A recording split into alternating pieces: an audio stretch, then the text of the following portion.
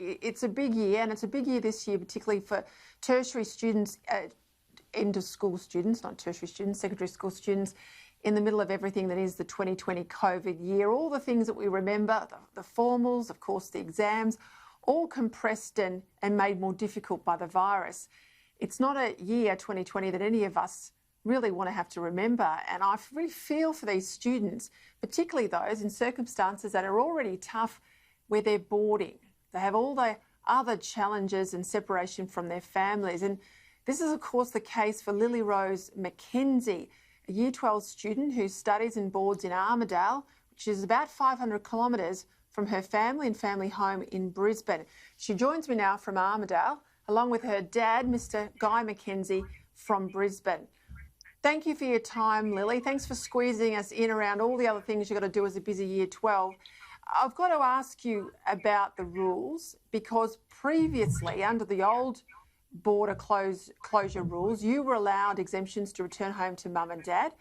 But this time round, the hard border closures by the Queensland government, you can't go home unless you go through 2 weeks of very expensive hotel quarantine. All the time you're obviously studying for your final exams. What's been the impact on you? Well, obviously the most significant impact that we've really seen is the inability to go home, and of course, like, the subsequent uncertainty that's resulted from that. So we really don't know when we are going to be able to go home, because we aren't hearing any correspondence from our Queensland leaders, government leaders, and so it's just a general sense of confusion and uncertainty that we're really feeling.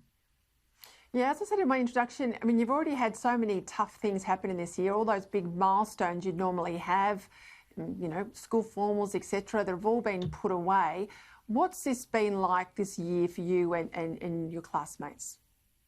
So there is, of course, the typical stresses of Year 12 with exams, ATARs, university, but of course there's, again, the uncertainty of what we're going to get to do, what we're going to see. We've seen the cancellation of graduations, postponements of formals, restricted for our farewell events and everything.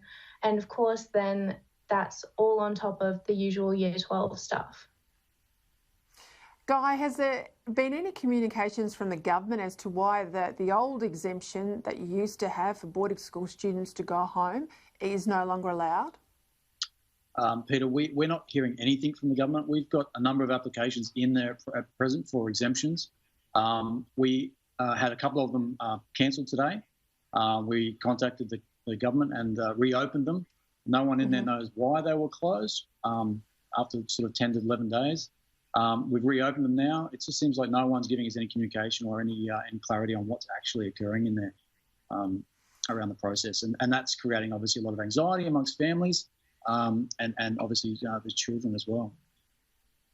Lilli-Rose, I'll go back to you. You're in Year 12. You've boarded for some time, but I understand your younger sister, Paige, this is her first year boarding. It's a tough year. I used to be a boarding mistress many years ago in a boarding school in Melbourne, so I know that first year is a bit of adjustment.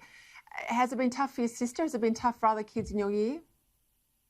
Of course, yeah. I have noticed how significant the impact has been upon her particularly.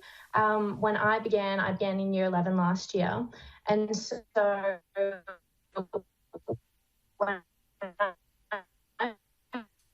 family, of course, as regularly as I wanted. But with her, the complete inability to travel across the border has meant that she has been unable to go home for months at this point, and it's obviously having a direct effect upon your mental health, your well-being, while you're being so far away from your family and your friends at home. Guy, your wife Amanda was the one who first reached out to me on this issue after I'd been talking about the impact the border restrictions were having on families. How's it been for you and your wife? Peter, obviously, you know, it's a great amount of anxiety not knowing, you know, how you can get to see your children and when you can get to see your children. My youngest daughter is very keen to get to see a mother, and obviously we're keen to see them both. So it's that uncertainty, and which creates a level of anxiety in every household. And there's, as I understand, nearly 500 children are affected by this Queensland border closure at present.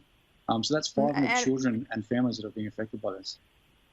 And I've got to say, it's hitting regional communities hard. It's hitting regional kids hard because a lot of those are obviously the boarding school students. What would you say to government tonight? All I think is just some common sense, some compassion and empathy to the approach. I mean, I've seen a lot of the stories that you've run, Peter, and they're terrible, some of these stories that are occurring as to why people can't cross borders. So some compassion and some empathy and just some common sense around some of these hotspot definitions or whatever we need. We're happy to work within the guidelines, but we just need to know what they are. And hopefully we can get to see the truth soon. Guy McKenzie, thank you for your time. Lilli-Rose, thank you for squeezing us in your busy Year 12 exam prep schedule. All the best for the next few months ahead and for, importantly, those exams. Thank you for your time. Thanks, Peter. Appreciate your time. Thank you.